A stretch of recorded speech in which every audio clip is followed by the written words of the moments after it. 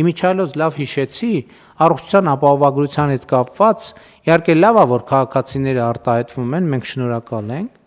բայց ես տեղ էլի սոցիալ-հոգեբանական եւ լեզվամտածողության մի հատ խնդրեմ եմ տեսնում։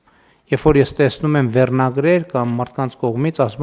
մարդը ասում է, որ ես 1 միլիոն դրամանոց վիրահատությունը արեցի անվճար,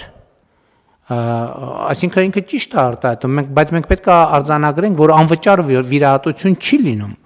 Ինչ որ մեկ այդ վիրահատության համար պետք է վճարի։ Այսինքն մենք պետք է քայլ կարողանանք այնպես անել, որ նույնիսկ մեր քաղաքացիները, ովքեր իրանց պարզապես գոհունակությունն են հայտնում, ոչ թե ասեն, որ իրենք դարել են անվճար, այլ ասեն այդ վիրահատության համար վճարել է կառավարությունը, այդ վիրահատության համար վճարել է պետական բյուջեն, այդ վիրահատության համար վճարել է պետությունը, որովհետև սա շատ կարևոր բան է։